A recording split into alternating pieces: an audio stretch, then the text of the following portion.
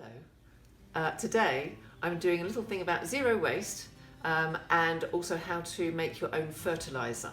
So with these beautiful bananas that for some reason nobody fancied eating, I am going to firstly peel them. Now you can cook with them, obviously make a fabulous banana loaf. They're really full of sugar at this point.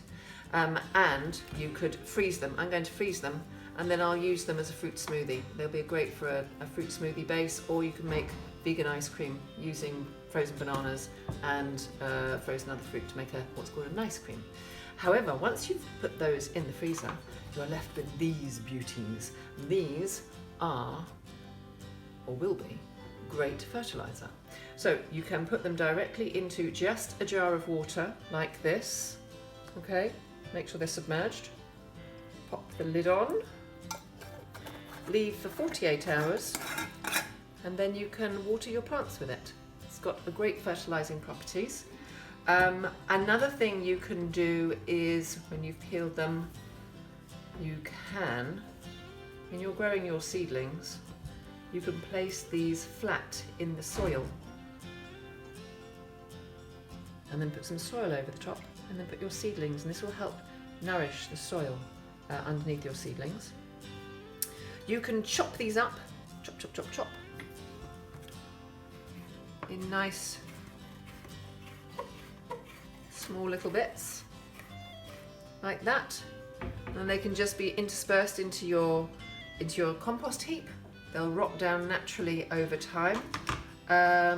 You can feed them to the pigs love them. The other thing you can do, you can leave them like this with the lid off, with a cheesecloth or a tea towel over the top, and then that will lacto-ferment, and then you can use that liquid for your flowers. It helps increase your blooms. So that's another way that you can use banana peel as a fertiliser. And I will show you how to make nettle fertiliser too. Stingy nettles have got a huge amount of nutrients in them, and one really easy, cheap and quick way of making fertiliser is to ferment them. Come and have a look at my really stinky bucket of fertiliser. So in here, oh, it'd be really good to have smell-o-vision because it really does reek. So in here I have put about 30 litres of water, and then the stems of 2 handfuls of stinging nettles. Put my bucket in. My daughter, who's filming right now, is trying not to gag. So I've let that steep for a good 3 weeks. So when we were filming for the nettle frittata video, at the same time I hacked down a big bunch of nettles, chucked it in here with a load of water and ignored it. With most things that I do in the farm and the garden, I'm no nonsense. I really cannot cope with things that need too much high maintenance, so this just has to do its own job while I'm busy doing other things. So this is fermented nicely for 3 weeks. 3 weeks. You can do it in a shorter period of time. You can just ferment it in an hour if you want to, but to get really good, really nutrient-rich fertiliser, I do a 3-week fermentation, so much so that it really does stink. So today is the joys of harvesting the liquid. Now, I've got an old colander and an old bucket and a tea towel, and this is just going to filter. Oh, look at that lovely colour. So it's going to filter out all the bits and just leave me with the fertiliser.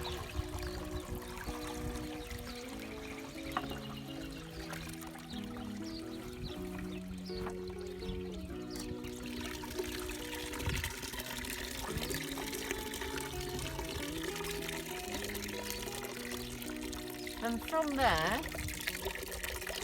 I will decant it using my cute little blue plastic watering can. and I'll put it in these bottles here. But if you don't have these types of bottles, just your recycling, anything you've got going on in recycling at the moment will be useful. With COVID lockdown, we've got no recycling going on, so all your plastic bottles are really useful in the garden right now. Do not chuck them away. So that bit can go there. That bit. So really simple. Fill the bottles. I should have probably 30 litres or maybe more, and then this can be stored once it's filled. Pop the lid on, can be stored. Pop the lid on like that. And then this can be stored for easily a year. I will use, it's very rich, this is really potent. So what you need to do, there's a 1 litre bottle here. If you're going to be using it, you need to dilute it 1 to 10. So 1 litre of this to 10 litres of water. And you can use this on most of your plants.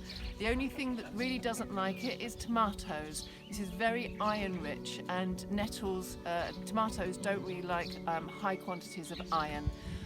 You can do a similar process using comfrey, and that can be used with no problem at all on your tomato. Having decanted all the nettle fertiliser and passing it through the filter and then decanting it into the bottles, I've got more than I've got there. I've got about 30 bottles in the end. But this is what's left over in my container, in the drum. There's a little bit of liquid there, and then all the old stalks. So these stalks are brilliant to put in with your compost heap. You can just chuck them in with the rest of your compost heap, or I'm going to put them directly on the soil in my vegetable garden, where I'm going to start my next lasagna layering composting bed. In the background, I think you can hear the geese. They're just letting you know that we're here. They're just doing their job by alerting everyone that we're here. We'll introduce you to them another day. Anyway, I have one last top tip on fertiliser that I want to show you in my bath. Right, well, it's been raining quite considerably for a good couple of days now. I was in the middle of doing some shoring up of soil into my potatoes in the composting beds behind me, and it poured with rain.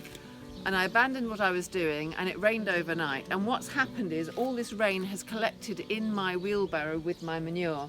And if you have a look here, there's some incredible liquid feed that's been created. So that's not wasted. I'm just going to, look at that colour. Whoa, that's wonderful.